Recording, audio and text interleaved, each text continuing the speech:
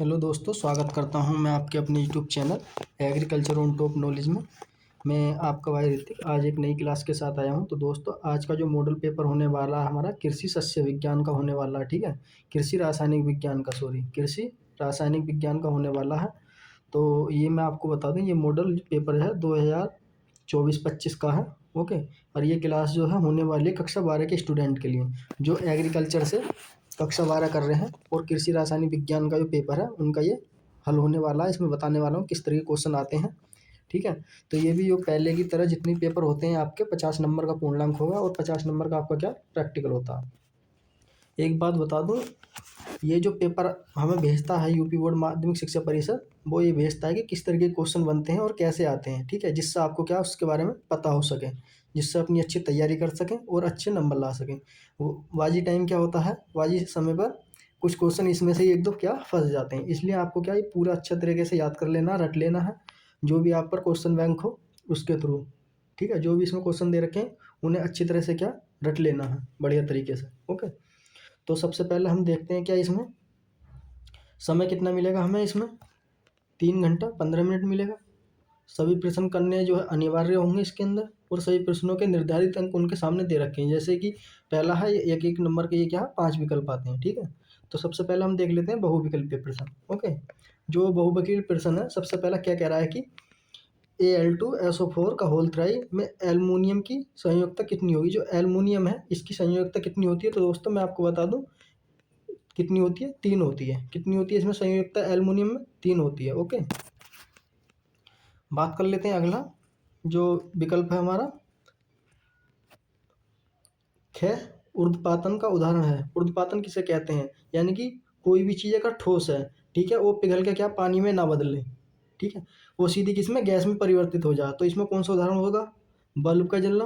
Bulb का जलना भी एक रासायनिक अभिक्रिया है। ठीक है, लोहे का लोहे का जो चुंबक बनाना, लोहे से क्या आप चुंबक बनाओगे तो उसमें भी क्या आपको किस क्रिया करनी पड़ेगी। ठीक है, यानी पिघलानी पड़ेगी, वो सब क्या क्रिया करनी पड़ेगी। दूध से दही का बनना, ये भी एक रासायनिक क्रिया है।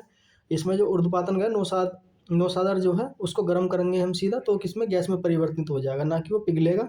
ठीक है, इस तरीके से। तो इसका जो आंसर हो जाएगा चौथा हो जाएगा नौसादर को गर्म करना। ये कैसा ऊर्ध्वपातन का उदाहरण है। ठीक, ऊर्ध्वपातन मैंने आपको बता दिया सीधे क्या है, कोई भी चीज़ हम गर्म करेंगे वो क्या है लिक्विड में ना बदल कर, यानी कि तरल पदार्थ में ना बदल कर सीधा गैस में परिवर्तित हो जाती है।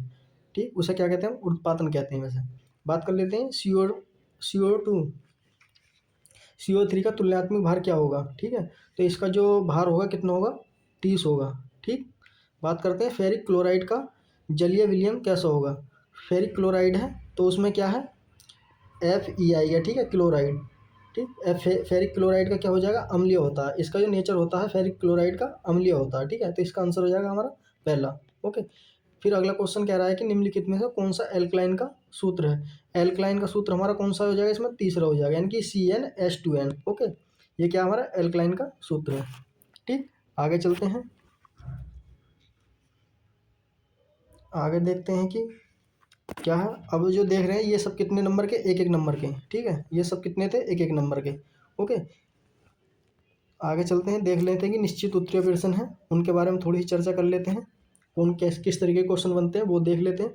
रासायनिक संयोग का गुणित अनुपात नियम को एक उदाहरण देकर के आपको बताना। तो ये साथियों कितने नंबर का होगा, आधे आधे नंबर का होगा। ठीक है, ये आधे आधे नंबर का तब क्या है, आपको एक नंबर मिलेगा। आप कुछ पॉइंट लिखते हैं या आप जैसे भी आपको पता तो उस हिसाब से आपको क्या नंबर मिल जाएगा इसके अंदर। फिर कह रहा था क्वेश्चन नंबर तीसरा इसमें, अम्ल के तुल्यांत्मिक भार से क्या तात्पर्य है। जो अम्ल है उसका तुल्यांत्मिक भार क्या होता है, वो सल्फ्यूरिक अम्ल में तुल्यांक भार की गणना कीजिए। ठीक, तो ये भी कितने नंबर का हमारा, आधे आधे नंबर का। इसमें 2 क्वेश्चन पूछे, एक तो ये आधे नंबर का और एक ये। ठीक, अगर आप इसे करते हैं तो आधा नंबर मिल जाएगा, अगर आपको ये नहीं होता तो। ओके, इस तरीके से आपको क्या करना है। क्वेश्चन नंबर है क्या हमारा चौथा, किन्हीं 2 नाइट्रोजनिक उर्वरक के नाम एवं उनके रासायनिक सूत्र लिखने हैं। ठीक है, यूरिया है, ठीक, नाइट्रेट है, ये इनके क्या आपको नाम लिखने हैं। 5वां क्वेश्चन है, कार्बन के अवरूपक को नाम लिखिए। जो कार्बन के अवरूपन है, रूप हैं, उनके कौन कौन से नाम हैं वो आपको क्या इसमें लिखने हैं।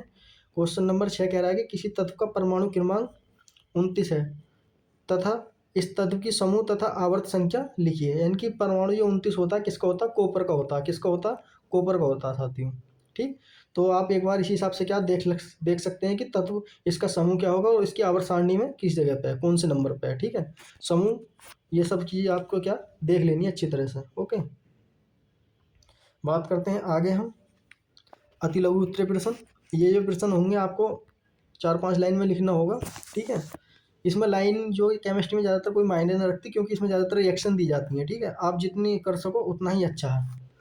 जो सावनीकरण का पर एक क्या है, संपेक्ष में आपको क्या टिप्पणी लिखनी है, किस तरीके से सावनीकरण का संपेक्ष में टिप्पणी होती है वो उसके बारे में बताना। ये क्वेश्चन कितने 2-2 नंबर के आते हैं, अति लघु उत्तरीय प्रश्न जो होते हैं। ठीक है, बात करते हैं 8वें की, रेडॉक्स अभिक्रिया क्या होती है, उदाहरण देकर स्पष्ट कीजिए। फिर कहता है कि जो मृदुल एवं कठोर जल किसे कहते हैं और जल की कठोरता के कारण लिखिए। ठीक, जल जो कठोर है वो किसके कारण हो जाता है, इसके कारण बताने, और मृदुल एवं कठोर जल में क्या आपको अंतर बताना है, किसे कहते हैं। क्वेश्चन नंबर 10 कह रहा है कि परमाणु तथा आयन में अंतर बताइए। जो परमाणु होते हैं वो क्या होते हैं और आयन कहाँ पाए जाते हैं, परमाणु कहाँ पाए जाते हैं, इनमें क्या आपको अंतर लिखना है। ठीक है, ये पॉइंट लिख कर 5-4 पॉइंट आप इनके क्या लिख सकते हैं, तो आपके क्या 2 नंबर पक्के हो जाएंगे। बात कर लेते हैं 11वां क्वेश्चन। तो ये कह रहा है कि सुपर फास्फेट का पौधों में के लिए क्या उपयोग है। सुपर फास्फेट है, ठीक है, उसका क्या उपयोग है पौधों में, अच्छी ग्रोथ के लिए। अच्छी ग्रोथ के लिए हम उपयोग करते हैं। मैं आपको बता दूं, अच्छी ग्रोथ के लिए, अच्छी उसकी जो रूट फॉर्मेशन है अच्छा हो। ठीक, इस तरीके से ये 2-4 पॉइंट आप देख लेना, आपने पढ़ा होगा ये सब चीज़, तो इसलिए आप जो भी मॉडल पेपर में इसमें है तो आप अपनी को क्वेश्चन बैंक में लगा लेना। तो साथियों, अगर आप हमारे चैनल पर पहली बार विजिट कर रहे हैं तो आप हमारे चैनल को सब्सक्राइब जरूर करें। ठीक है, और अपने दोस्तों को भी शेयर करें। ठीक, फिर अगला लघु उत्तरीय प्रश्न। लघु उत्तरीय प्रश्न क्या कह रहा है, जो बुटर्जन है अभिक्रिया से क्या है, एथोन। ठीक है, एथेन कैसे बनाया जाता है ये बताना है। क्वेश्चन नंबर 13 है, विद्युत संयोजकता तथा सहसंयोजकता को एक एक उदाहरण देकर स्पष्ट कीजिए। क्वेश्चन नंबर 13 हमारा ये बोल रहा है। ओके, क्वेश्चन नंबर 14 रदरफोर्ड परमाणु मॉडल तथा इसके 2 दोषों की व्याख्या कीजिए। जो हमारे रदरफोर्ड साइंटिस्ट थे उन्होंने परमाणु मॉडल दिया था। ठीक है, उस पर क्या थोड़ा सा आपको बताना है, और उसके उन्होंने क्या क्या कमियां थी उनके बारे में क्या आपको लिखना है। ओके, अब बात कर लेते हैं विस्तृत उत्तर, जिसे बोलते हैं लॉन्ग आंसर इंग्लिश में। ओके, तो सबसे पहला है कि फिनोल बनाने की विधि तथा उसके उपयोग का वर्णन कीजिए। इसके 2 रासायनिक परीक्षण भी दीजिए। ठीक है, कौन कौन से परीक्षण, वो 2 आपको क्या रासायनिक की अभिक्रिया लिखनी है।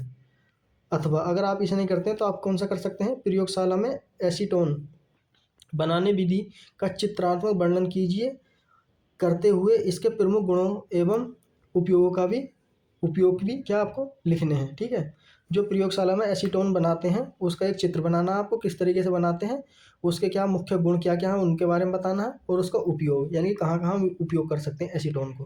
ठीक, बात कर लेते हैं क्वेश्चन नंबर 16 का। हैबर विधि द्वारा अमोनिया गैस का निर्माण का सचित्र वर्णन कीजिए। इसके रासायनिक गुणों तथा उपयोगों को भी लिखिए। इसमें भी क्या हैबर विधि है, अमोनिया गैस के जो निर्माण होता है वो किस तरीके से होता है ये आपको क्या डायग्राम में दर्शाना है, और इसके रासायनिक गुण कौन कौन से उन्हें बताना, और इसका उपयोग कहाँ कहाँ किया जाता है ये।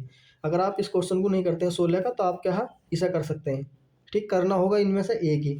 सल्फ्यूरिक अम्ल के औद्योगिक निर्माण की शीर्ष कक्ष विधि का निम्नांकित चित्र दीजिए। निम्नलिखित के साथ इनकी रासायनिक अभिक्रिया भी कराइए। कार्बन के साथ करानी है, ऑक्जेलिक अम्ल के साथ करानी है, और बेंजोइन के साथ क्या आपको करानी है। ये जो क्वेश्चन है आपका कितने 6 नंबर का मिलेगा ये सारा क्वेश्चन। ठीक है, 6 नंबर के क्वेश्चन होते हैं आपके। द्विगु उत्तरीय प्रश्न आते हैं 3 आते हैं। ओके, लास्ट है उसे देख लेते हैं। क्या होता है जब रासायनिक समीकरण भी दीजिए, यानी कि क्या होता है जब, इनकी क्या आपको सब समीकरण देनी है। 13वां क्वेश्चन कह रहा है कि पहला है इसका, पोटेशियम क्लोरेट एवं मैग्नीशियम डाइऑक्साइड के मिश्रण को गर्म किया जाता है तो क्या बनता है। ठीक है, और क्या होता है इनके बारे में बताना है, आपको क्या रासायनिक अभिक्रिया करनी है।